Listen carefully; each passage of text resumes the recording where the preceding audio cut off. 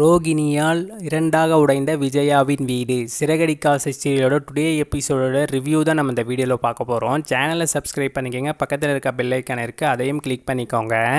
ரோகிணி அவங்க ஃப்ரெண்டு எடுத்துக்கிட்டு தண்ணி குடும்பத்துடன் போகிறதுக்காக பிளான் பண்ணிகிட்ருக்காங்க. அதுக்கு முன்னாடி நாள் விஜயா இருந்துட்டு என்ன பண்ணிடுறாங்கன்னா, வளகாப்பு டைமில் அவங்க அப்பா ரோகிணி அவங்க அப்பாவை கூட்டிகிட்டு வர சொல்லியிருப்பாங்க. ரோகிணி வந்துட்டு நான் சொல்லிட்டேன், எங்கள் அப்பா கண்டிப்பாக வருவாருன்ற மாதிரி சொல்லிடுறாங்க. அதுக்கு விஜயாவும் வெயிட் பண்ணிகிட்ருப்பாங்க. வளகாப்பு அன்றைக்கி அவங்க அப்பா வரமாட்டார். அதனால் ரொம்ப கோபம் அடைஞ்சு விஜயா அவங்ககிட்ட போய் ரோகிணிகிட்ட கண்டபடி திட்டிடுவாங்க. நீ என் பார்லர்லேயும் என் பேர் இருந்ததை நீ மாற்றிட்ட. இப்போ உங்கள் அப்பா வரேன்னு சொல்லி அது நீ ஏமாற்றிட்ட. நீ ஏதோ என்கிட்ட பொய் சொல்லிட்டுருக்க, நீ ஏமாற்றிட்டுருக்க.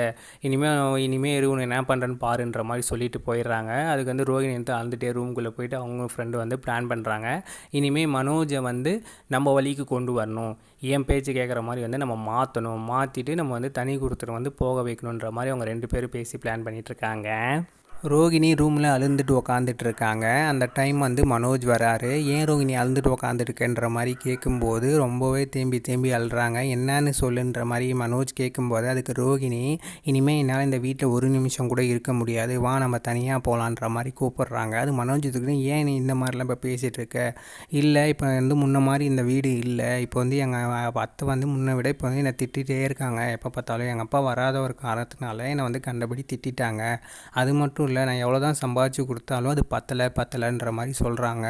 உனக்கும் இந்த வீட்டில் கொஞ்சமும் யாரும் மரியாதையே கொடுக்குறதில்ல, நீ வேலைக்கு போகிறதால. அதனால் என்னால் இந்த வீட்டில் நிம்மதியாகவும் இருக்க முடியல, சுதந்திரமாகவும் இருக்க முடியல. அதனால தான் சொல்கிறேன், என்னால் ஒரு நிமிஷம் கூட இந்த வீட்டில் இருக்க முடியாது, வா மனோஜ் போயிடலான்ற மாதிரி சொல்கிறாங்க. ஆமாம் சரி ரோகிணி, நம்மளுக்கு வேலை இருந்தால் தானே பார்ப்போம். உனக்கு வேலை கூட நம்ம ஏதோ ஒரு அமௌண்ட்டு நம்ம ரெடி பண்ணிவிட்டு நம்ம வாங்கிடலாம் மனோஜ், அதனால தான் சொல்கிறேன், வா மனோஜ் நம்ம போயிடலான்ற மாதிரி சொல்கிறாங்க. அதுக்கு மனோஜும் சரின்னு சொல்லிடுறாரு.